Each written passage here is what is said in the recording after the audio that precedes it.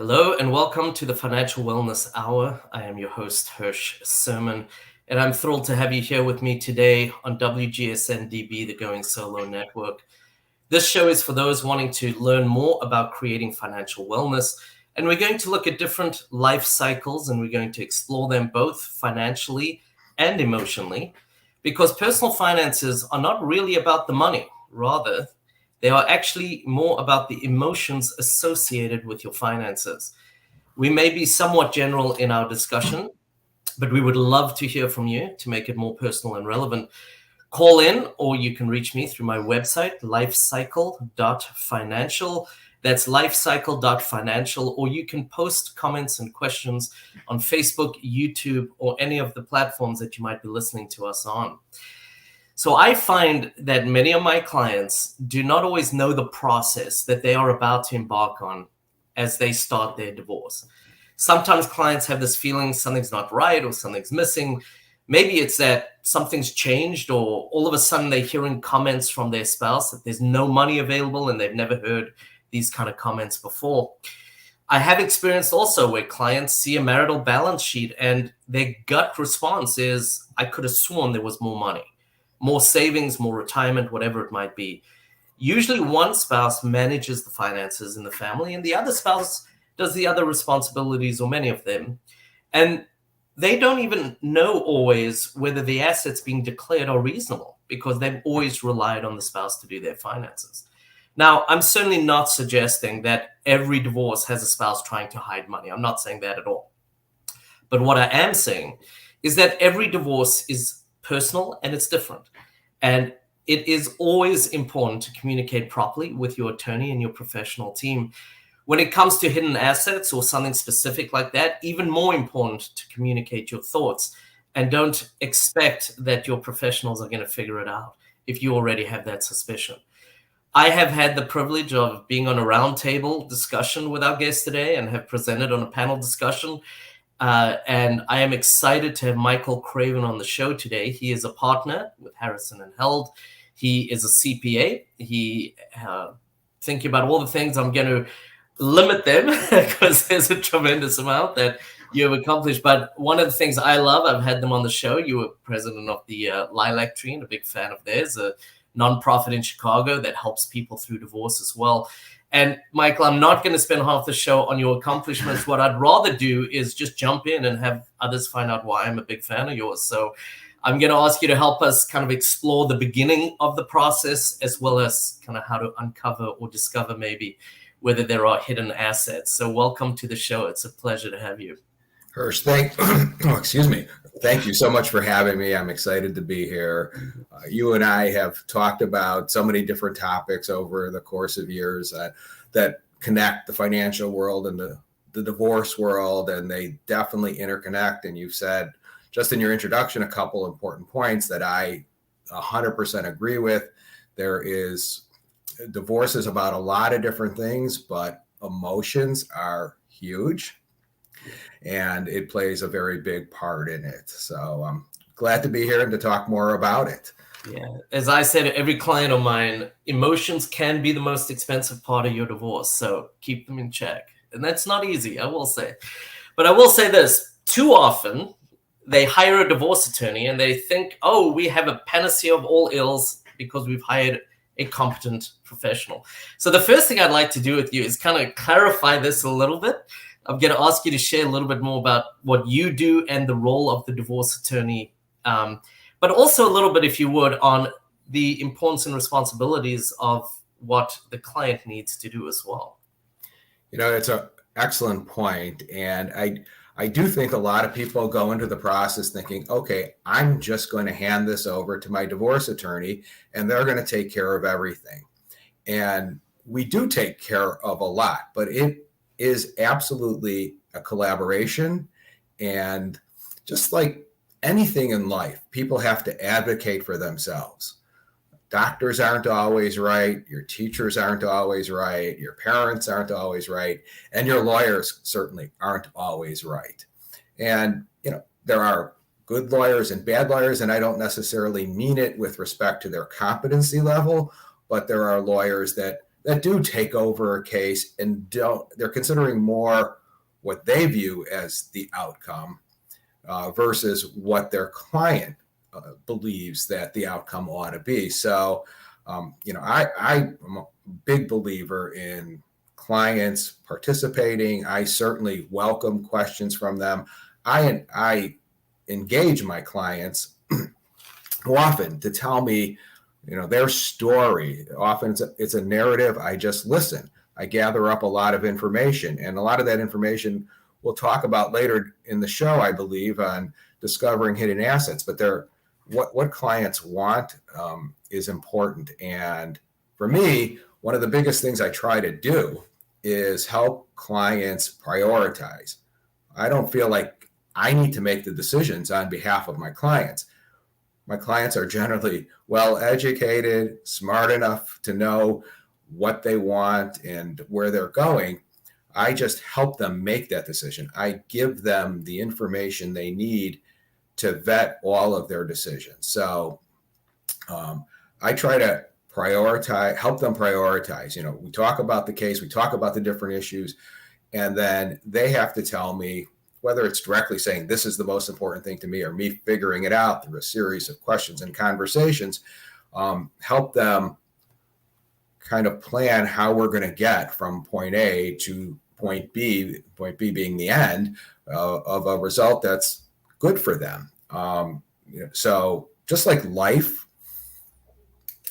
litigation is. I will tell you, I love so much of what you said, because my approach, as you know, is prioritize, organize, simplify. And if you don't know what the priorities are, how are you going to organize around that and simplify it and get more of what you want? That's number one. Number two is the thing that I always love, like you get a service out there and then they send you a survey. How did we do? And they are shooting in the dark because they never set any expectations. They just answer the phone and answer a question. They didn't set any expectations when you went through the service. I think it's the same in this. If you don't tell your attorney what do you think is important, how can they advocate for you? If you don't tell them what you are thinking, what you want, or what is available and all the things that you covered, then you can't expect your attorney to be the best advocate for you, because they are going off the general as opposed to your specific situation. So communicating, as I mentioned earlier, is so vitally important. Those expectations, what is your priorities and what are you willing to give up? What do you need? All these things are just vitally, vitally important. And I think everyone has their own approach. Everyone has their own style. I know that, in the financial coaching world, I'm sure there are people that do it differently to me. Can you talk a little bit about how you get the process started with a new client, and how do you kind of acclimate them to what's going to come down the road? Well, I think I start the process it always starts with a conversation. And you have clients at a lot of different stages of where they're going. Some are just inquiring and they're not ready to proceed. I have that a lot. I have people who I talk to and then they call me literally years later, or they might check in every year or two, but they're not ready to go. I have two clients right now that they actually not just talked to me, but hired me and then weren't ready to proceed for 3 years. Wow. 1 3 years, 1 2.5 years. And they just, I was just there for when they needed me. And now those cases are moving forward. So, and then there's other people where the cases are just ready to go in real quick order, where you have to get things on file. So part of it is that. But I like to start off with, most cases start off relatively, not in the middle of a battle. So there's time. And I try to, one, gather up the information that's important. So I provide people with a list of documents and other information that I need to help analyze their case.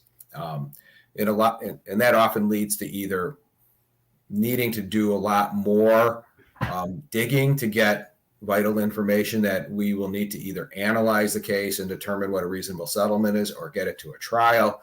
And in other cases, people have virtually everything you need to get a decent idea of what's going on.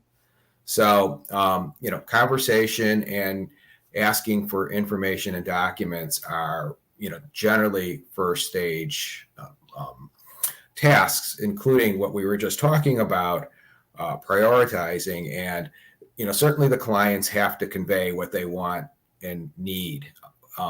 But it's also the attorney's job.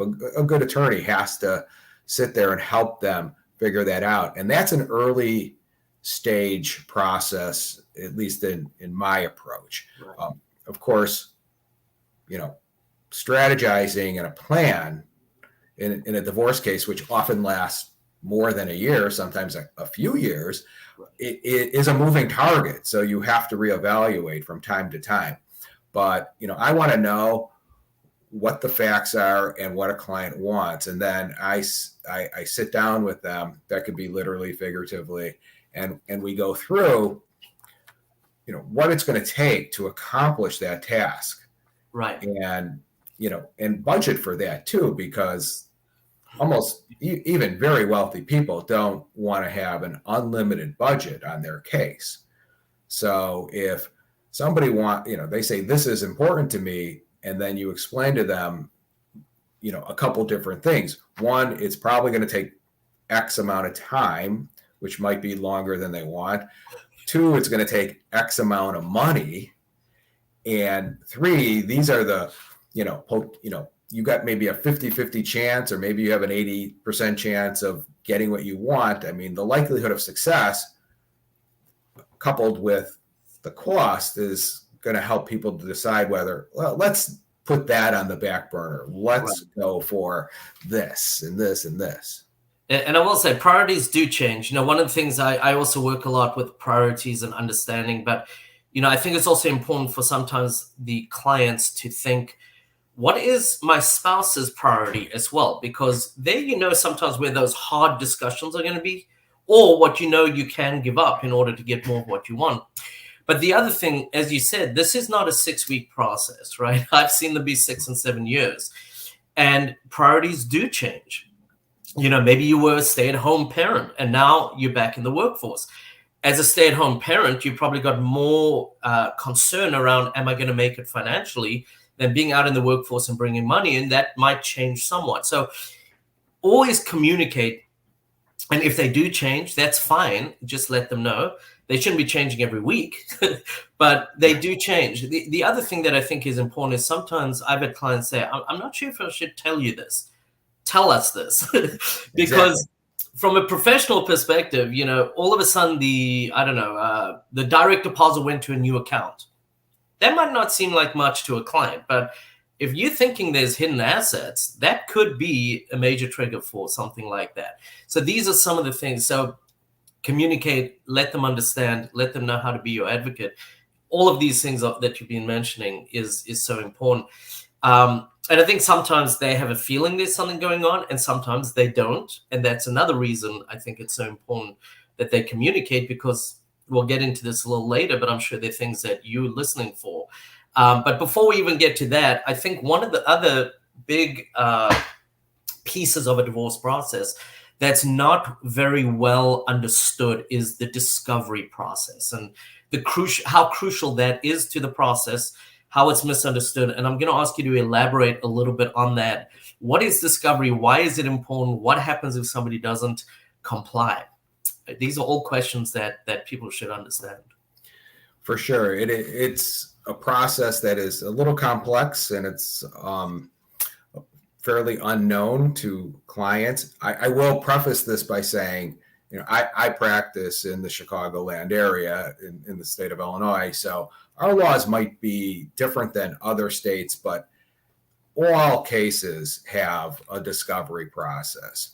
Generally speaking, a civil case, and a divorce is a civil case. Civil cases are everything but criminal, have broader discovery processes than, say, criminal cases. And, real simply stated, the discovery process is court-approved things that you can do to gather information and documents to help support your case.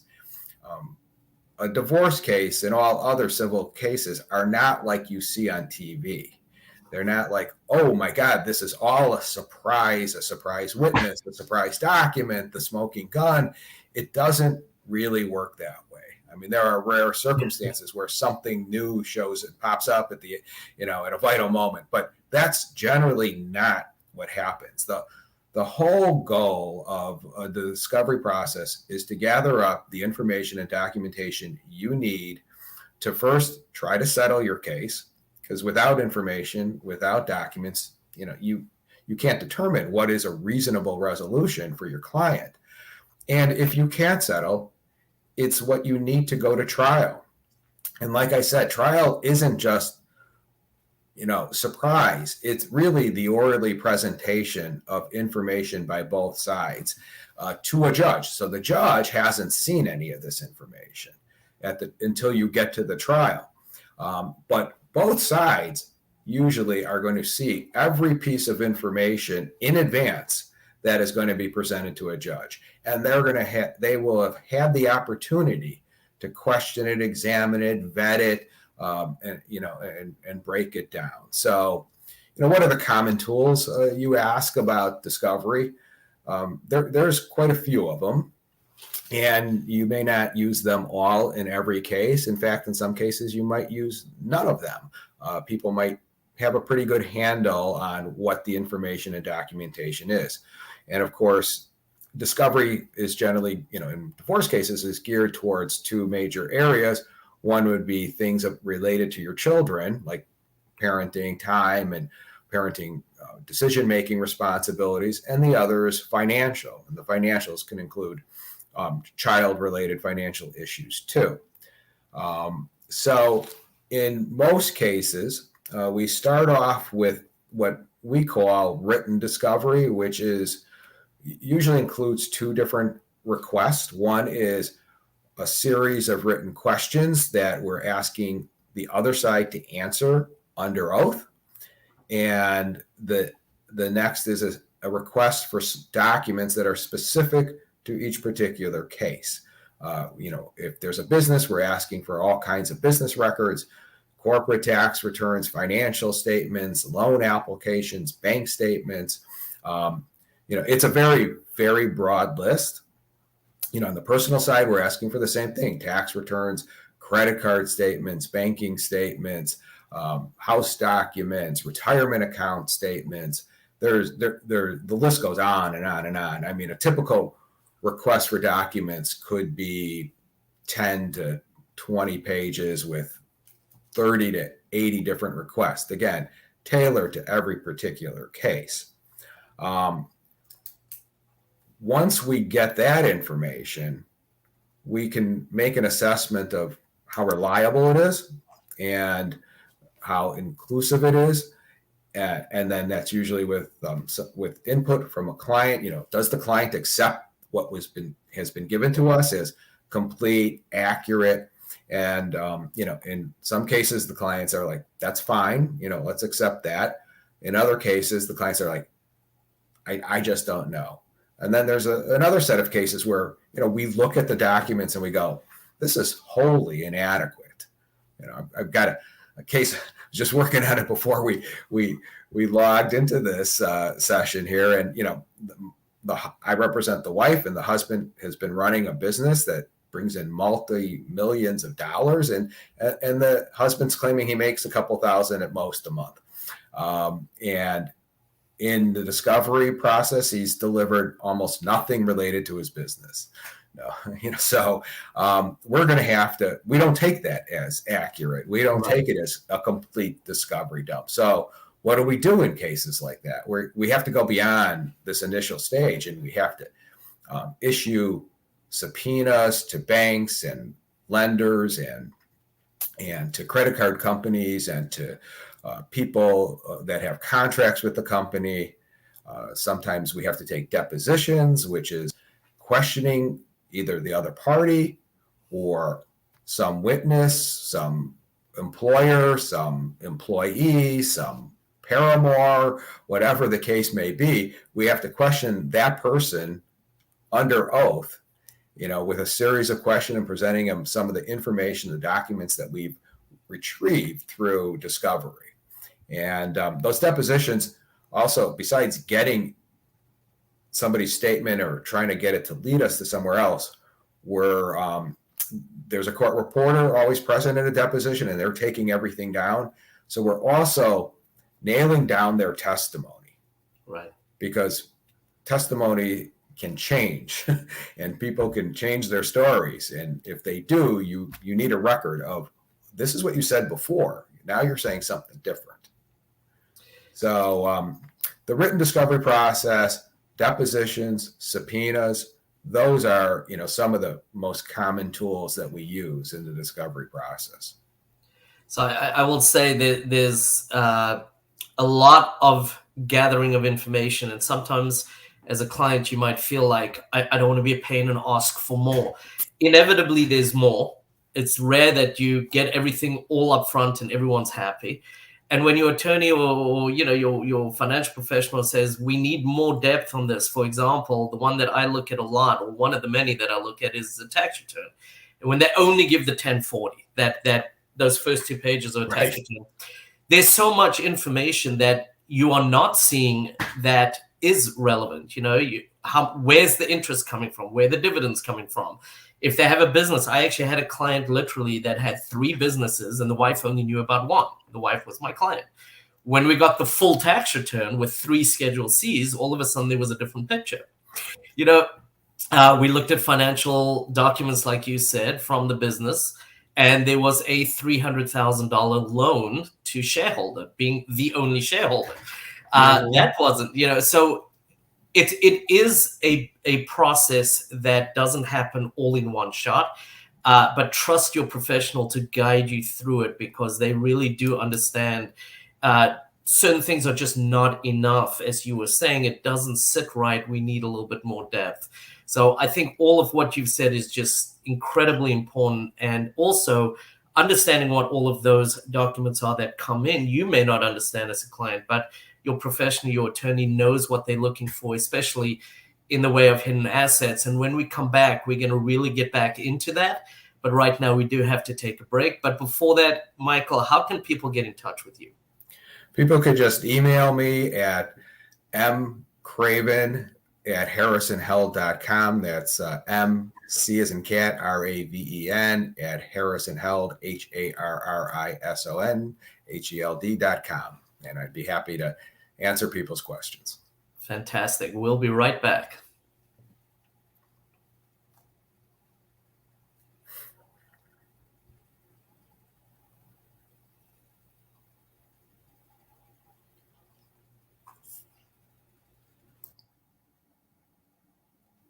Divorced and become involved in the family court system, there are no winners.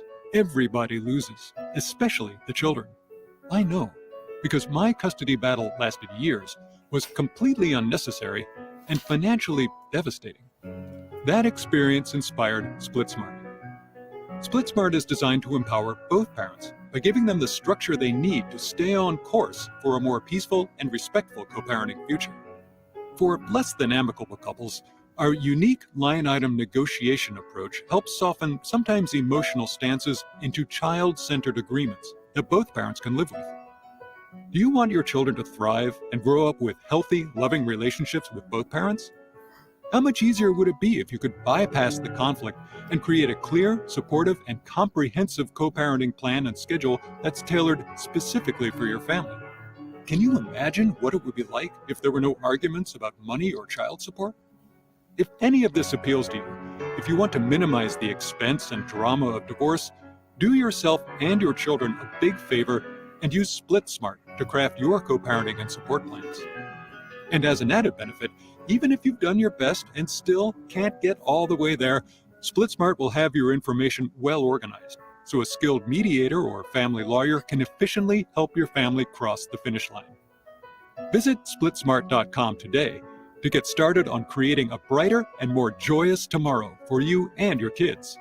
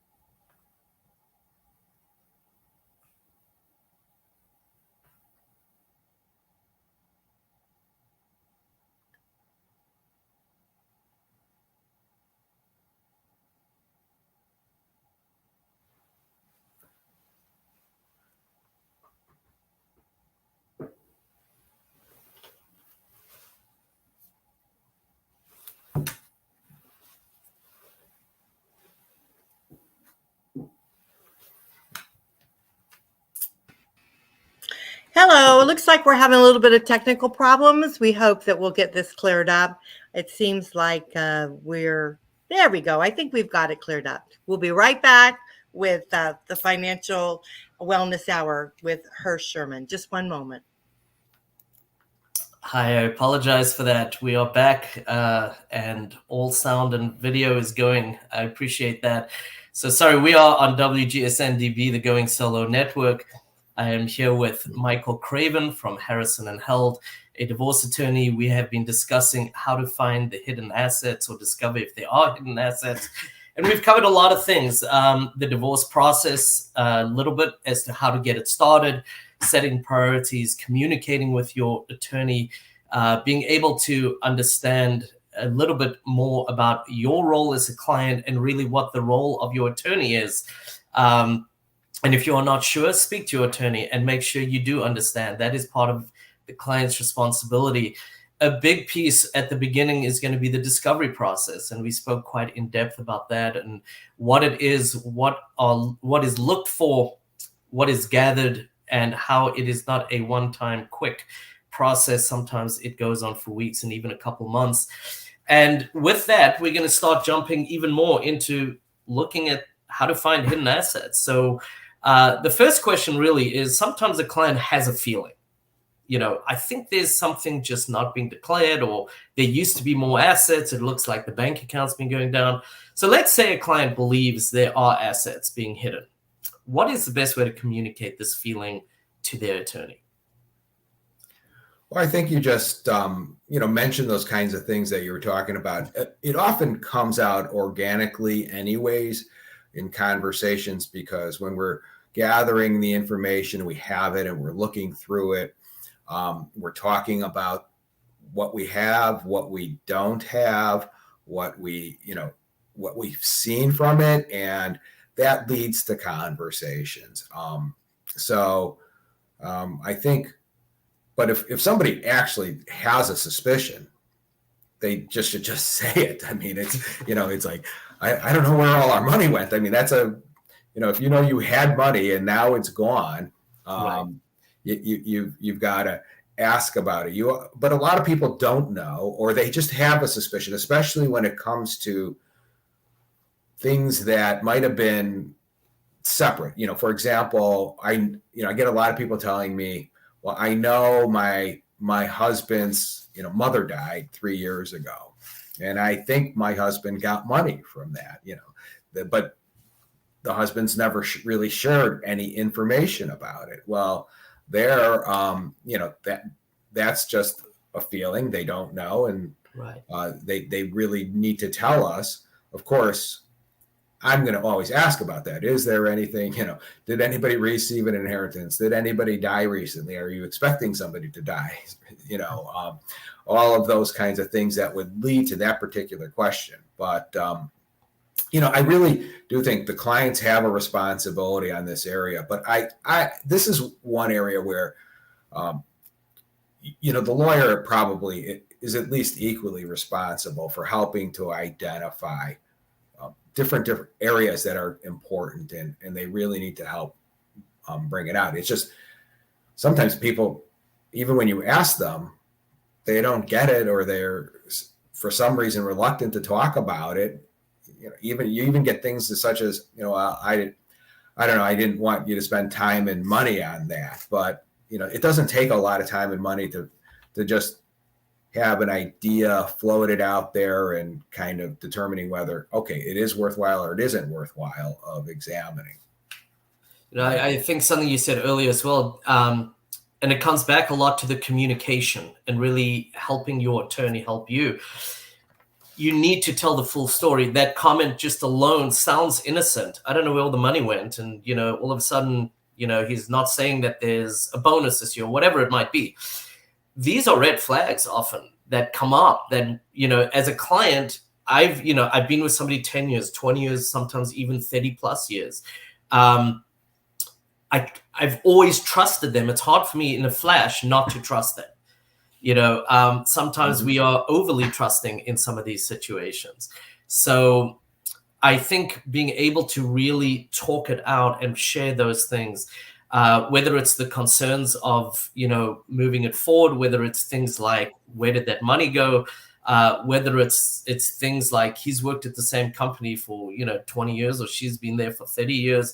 I don't understand how there's no money in the retirement account, things like that.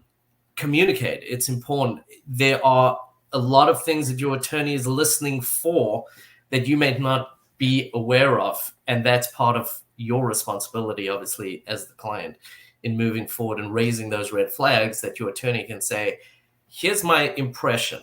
Does that sit well? Does it not sit well, kind of thing? But I do think that conversation that you have up front becomes such an important piece of declaring or understanding whether everything has been declared through discovery and being able to watch for things as it comes in. There's another thing I find interesting often, Hirsch, in cases. And so if you're anybody listening, and you're just even considering that you might be getting divorced, or you're realizing your relationship isn't going well, and I don't know if you have this experience, but so many people tell me, I didn't look at the tax return when I signed it. I don't know what's on there. And especially in today's world with electronic filing, people aren't necessarily looking at it. So I think one of your jobs, if you are somebody who's not yet in a divorce, or you are actually in a divorce and it's time, a lot of people will file tax returns for 2021 still through October 15th, look at that return and get an idea of what's going on. So because there's a lot of information, like you just said that. I mean, those tax returns are one of my primary source of information. And I was like laughing because I have tailored my requests to clients, my written requests, because so many people did just send the first 2 pages of a 1040. So, my request is send the entire tax return, all schedules, that were attached to it, all schedules that weren't, such as K1s, and, get everything. But, you have to protect yourself, and you have to look and see things. So, but it really does come down to looking at documents and conversations, because, a lot of my clients, one spouse is running a business that's a closely held business.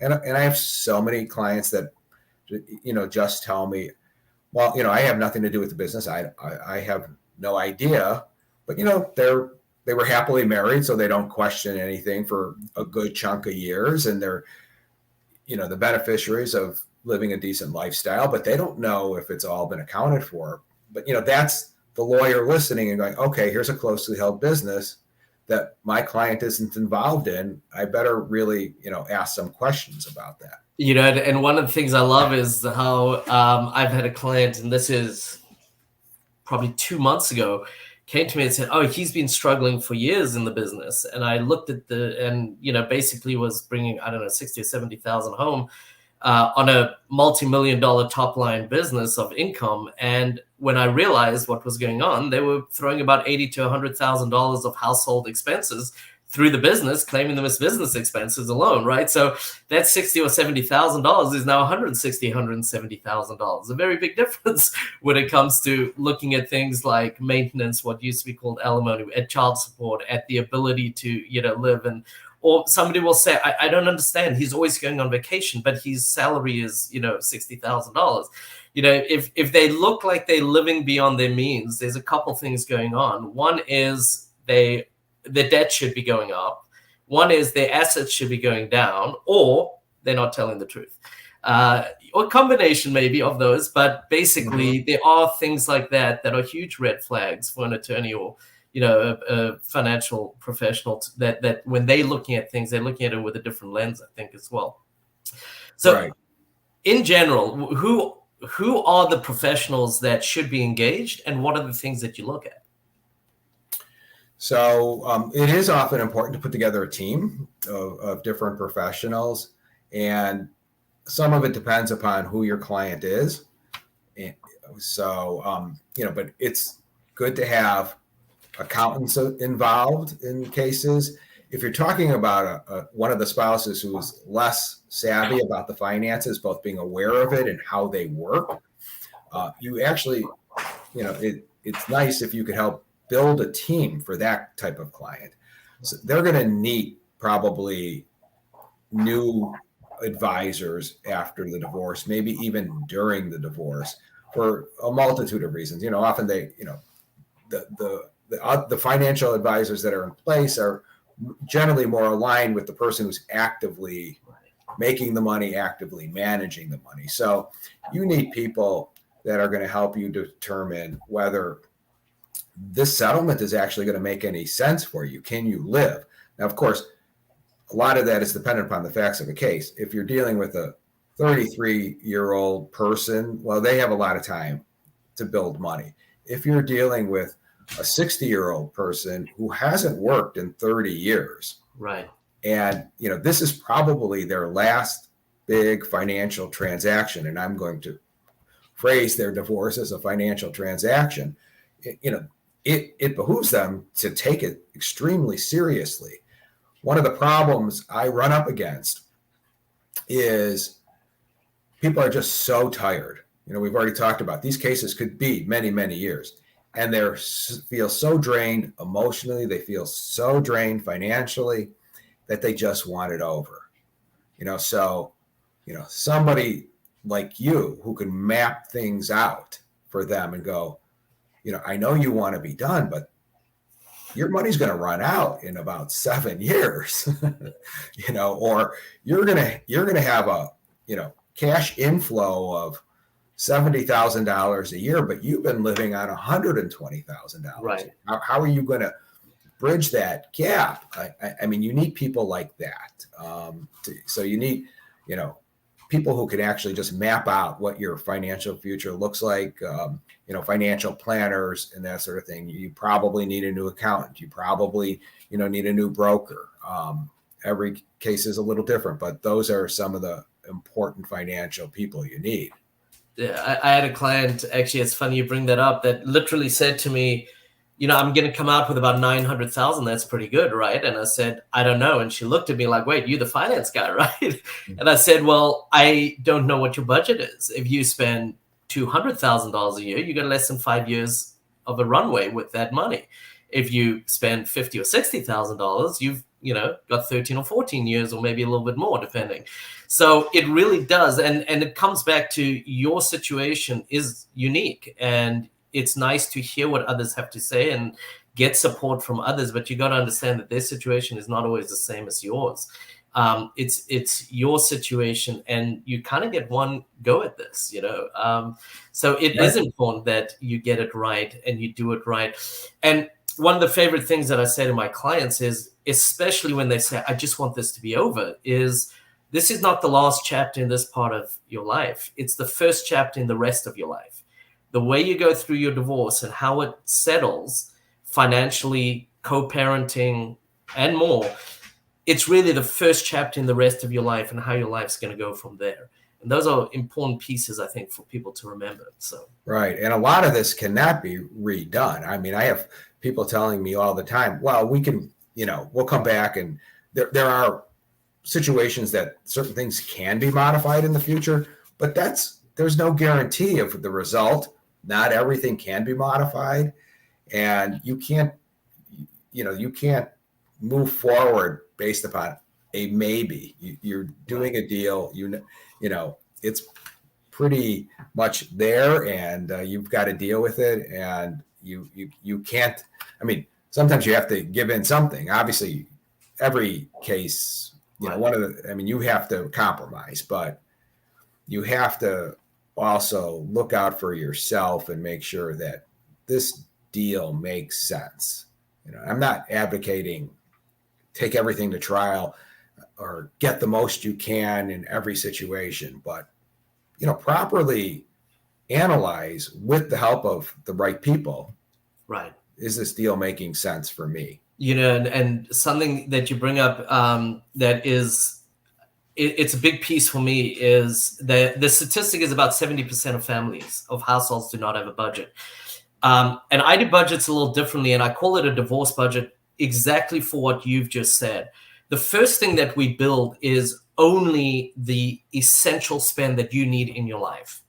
And then we add the discretionary spend, because it's so important to know where your starting point is. But even more important, you need to know where you cannot go below.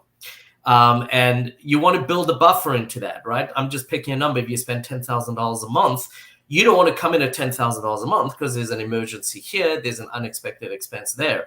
But it really helps part of that strategy. If you know what your priorities are, you know what your minimum threshold of what you can accept is, you know where you want to start, you know what your spouse's priorities are, and you have a competent team that's going to set and be kind of do a little bit of reality testing with you. I think you've got so much already within the process that coming into that office that first day was missing, and often don't even know where to go or what to do. So I think keeping those tools and the right people in your life becomes such a strong piece of being able to move it forward. Unfortunately, we got to wrap this up. I am going to have you on the show because I have plenty more to ask you about. But I'm going to ask any last thoughts before we wrap up. And then once again, how can people get in touch with you, Michael? Okay, well, thanks for having me. I've really enjoyed it. So just wrapping up, a few tips. I mean, one, stay involved in your case, always prioritize. Information is power. So, get information from the internet, from professionals, from wherever.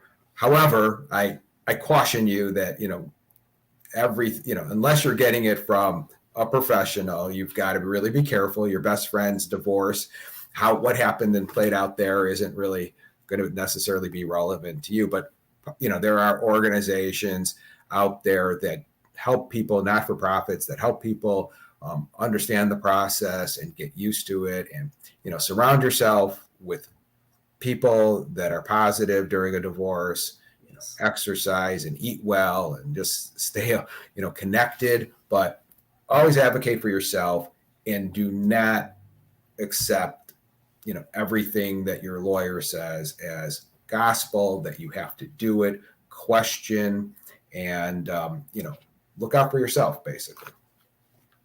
Agree with all of that. Thank you. I really appreciate you sharing your insights, your experience. I know that you have had some pretty dragged down cases that you have definitely helped people come out better on the other side, which is always wonderful. I am Hirsch Simon, your host for the Financial Wellness Hour. Please reach out to me through my website, lifecycle.financial.